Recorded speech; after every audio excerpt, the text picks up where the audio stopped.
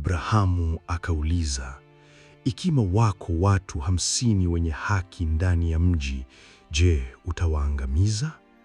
Mungu akajibu, sitauangamiza kwa ajili ya hao 50.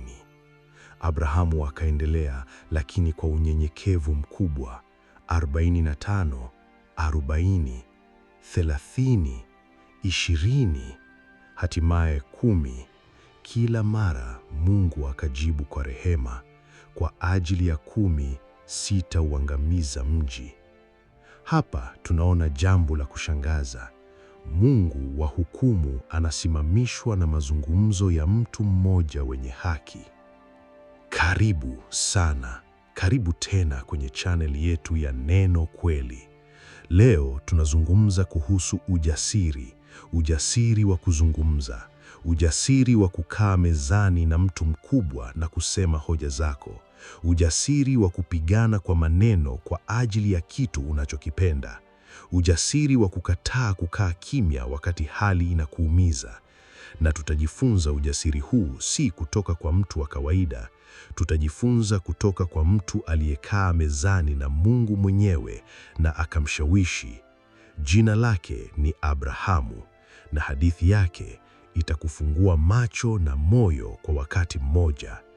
Na kuomba, kaa nami hadi mwisho, kwa sababu mwisho wa video hii hutakuwa tena mtu yule yule aliyeingia hapa.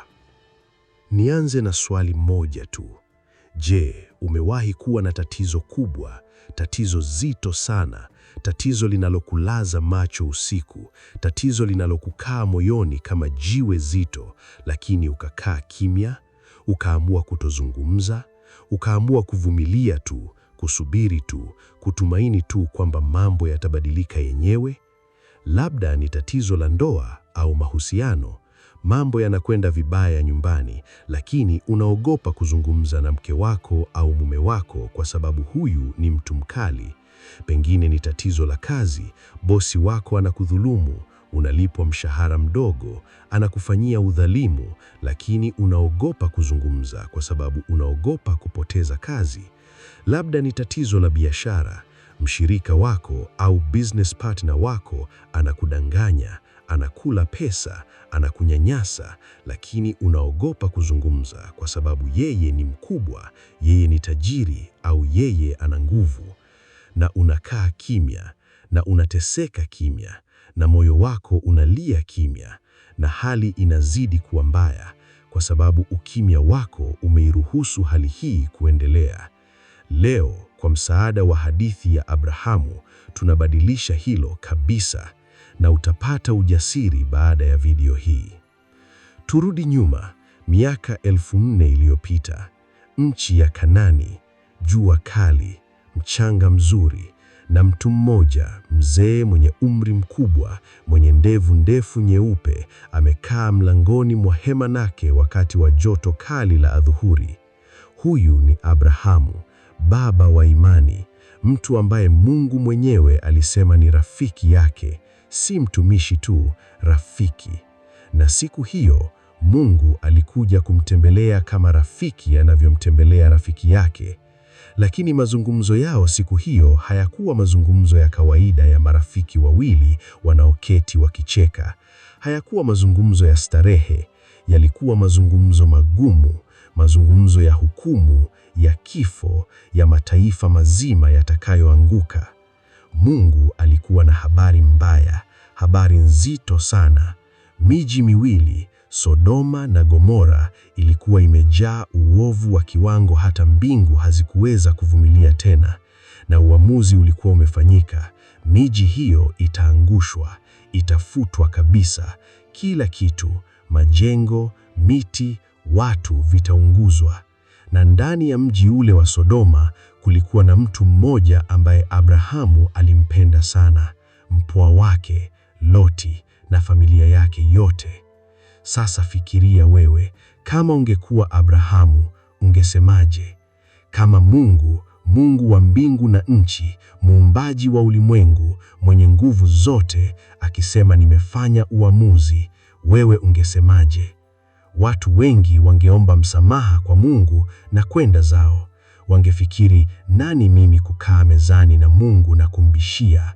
Nani mimi kutaka kubadilisha mawazo ya Mungu? Wangeomba, wangeimba wimbo, wangelala. Lakini Abrahamu hakufanya hivyo, na hapa ndipo somo kubwa linaanza. Alifanya nini badala yake? Tulia hapa utafurahia. Hebu tusome Mwanzo 18:23, na nakuomba usikilize maneno haya kwa makini sana. Inasema, Abrahamu akamkaribia Mungu akasema. Akamkaribia, hakukimbia, hakujificha, hakuomba kimya akiangalia chini. Akamkaribia kama mtu anayekwenda kwa daktari na tatizo lake wazi, kama mtu anayekwenda kwa hakimu na kesi yake tayari, kama mtu anayekwenda kwa mkurugenzi na hoja yake imara. Na akasema nini? Akasema, je, utaangamiza wenye haki pamoja na waovu? Kama kuna watu 50 wenye haki katika mji huu, je, utauangamiza na wala hutauhurumia mahali hapo kwa ajili ya hao 50 wenye haki waliomo ndani yake? Mbali na wewe kufanya jambo kama hilo, kuua mwenye haki pamoja na waovu, mbali na wewe, je, hakimu wa dunia yote hatafanya haki? Abrahamu, mtu wa kawaida, wa nyama na damu, anasimama mbele ya Mungu wa ulimwengu wote na kusema, mbali na wewe kufanya jambo kama hilo. Anasema kwa upole lakini kwa ujasiri wa ajabu, haki yako inahitaji jibu bora kuliko hili. Hii si dharau, hii si ukaidi. Hii ni ujasiri wa upendo, ujasiri wa mtu anayejua anapenda nani, anajua anazungumza na nani, na anasimama kwa ukweli kwa sababu upendo wake ni mkubwa kuliko hofu yake. Na Mungu mkubwa, Mungu wa nguvu zote, akamsikiliza Abrahamu, akamjibu. Wakaendelea kuzungumza, mzunguko wa 1, mzunguko wa 2, wa 3, wa 4, wa 5, wa 6. Abrahamu alisimama mbele ya Mungu na kuzungumza mara 6, kila mara akipunguza idadi: 50, 45, 40, 30, 20, 10. Na kila mara Mungu akamjibu kwa upole na heshima, kama rafiki anayesikiliza rafiki yake kwa makini. Huyu ni Mungu wetu, huyu ni Baba wetu. Na kama Abrahamu aliweza kuzungumza na Mungu wa mbingu na nchi namna hii, wewe unaogopa nini kuzungumza na binadamu mwenzako? Sasa tulete masomo haya kutoka jangwani la Kanaani hadi maisha yetu ya leo, hadi ofisini, hadi nyumbani, hadi sokoni, hadi kanisani, hadi kila mahali tunakokaa na kuishi. Somo la kwanza: kila kitu kinazungumzwa. Abrahamu alithibitisha jambo moja kubwa sana: hakuna hali duniani isiyoweza kuzungumzwa. Hakuna mtu mkubwa sana kuogopa kuzungumza naye. Hakuna tatizo zito sana la kuzungumzwa. Kama unaweza kuzungumza na Mungu, na unaweza kwa sababu yeye mwenyewe alikubali mazungumzo na Abrahamu, basi unaweza kuzungumza na mtu yoyote duniani kuhusu kitu chochote. Bosi wako mkali, yanazungumzwa. Mume wako mgumu, yanazungumzwa. Hali ngumu ya kifedha, yanazungumzwa. Na benki, na familia, na rafiki, na Mungu. Ukimya haunusuru mtu yoyote.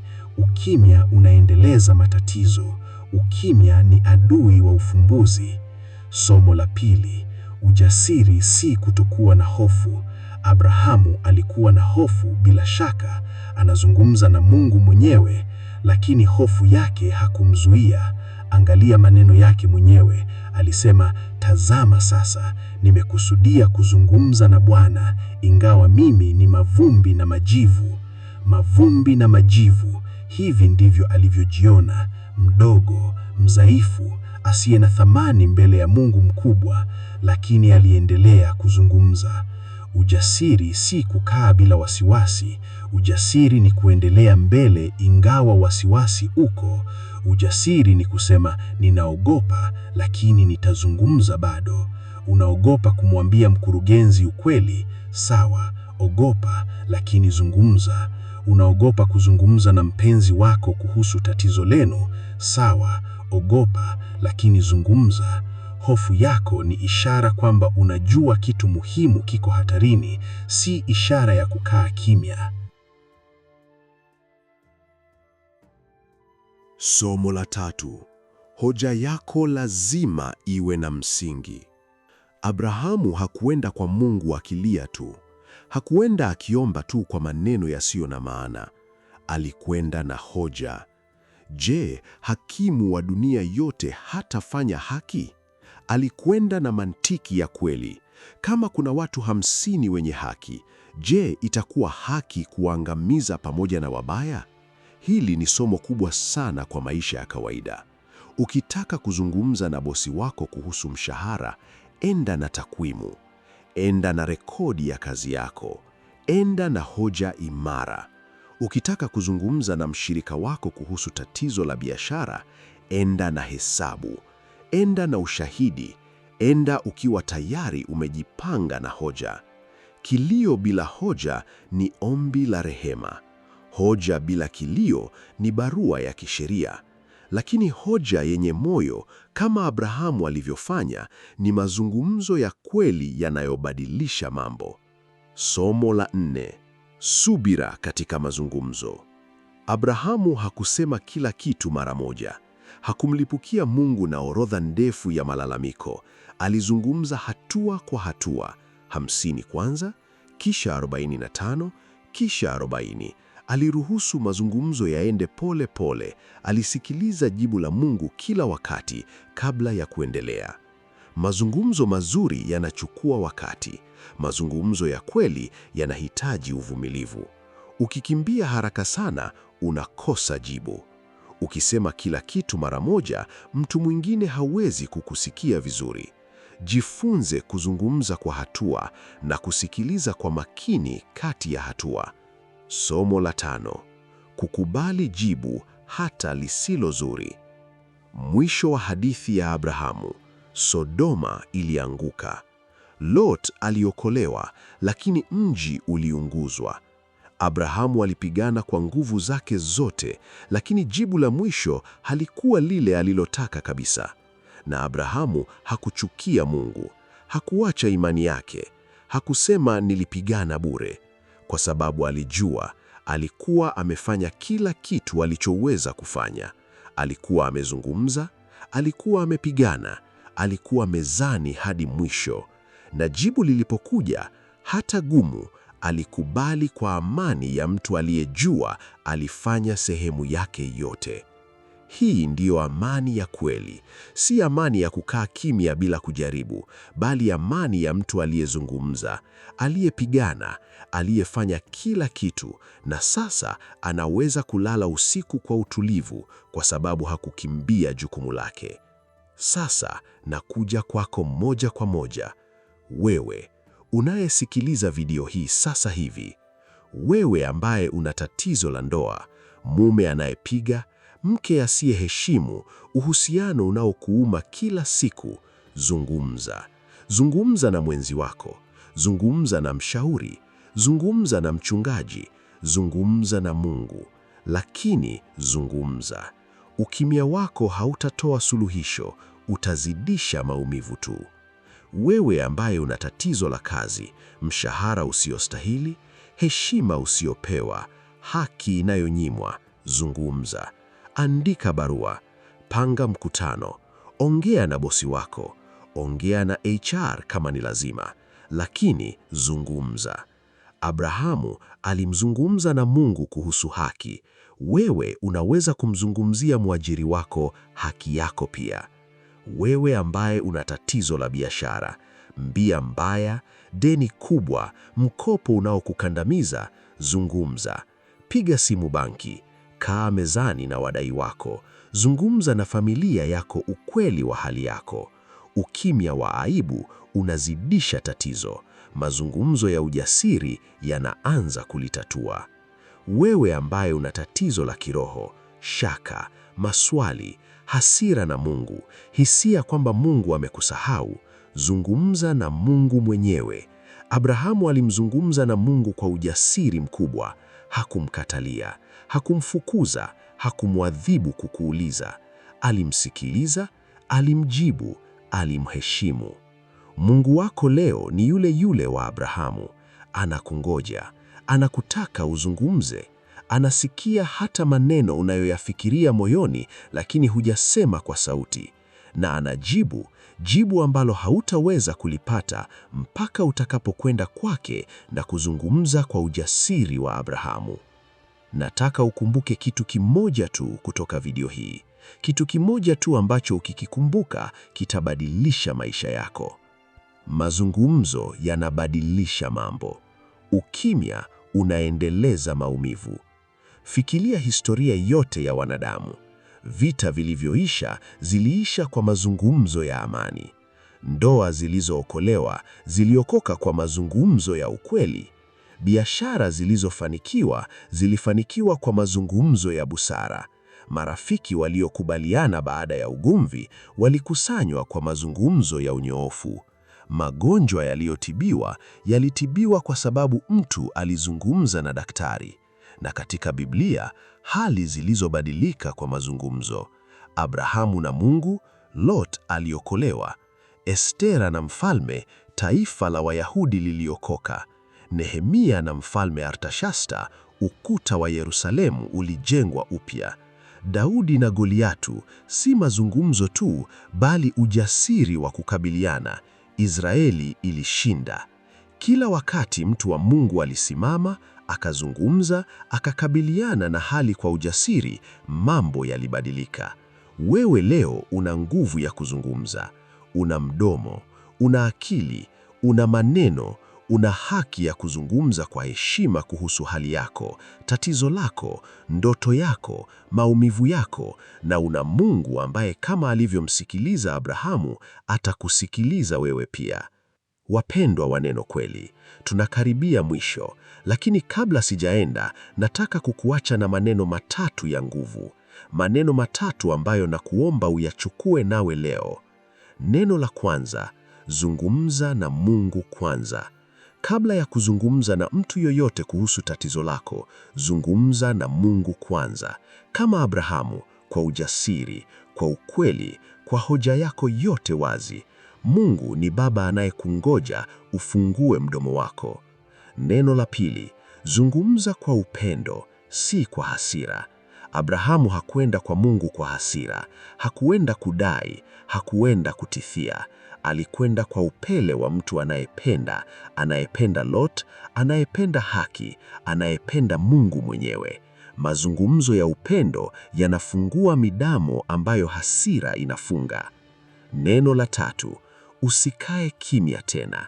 Kuanzia leo, kuanzia dakika hii, amua moyoni mwako kwamba hutakaa kimya tena mbele ya dhuluma, mbele ya udhalimu, mbele ya tatizo linaloweza kutatuliwa kwa mazungumzo.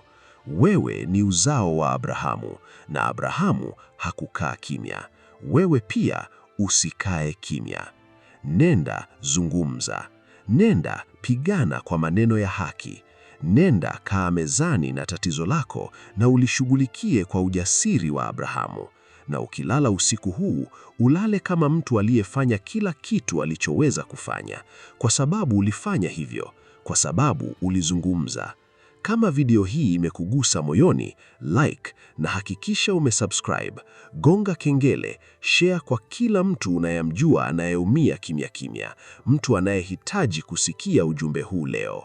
Na niambie comments, ni hali gani maishani mwako ambayo unahitaji ujasiri wa Abrahamu kuizungumza?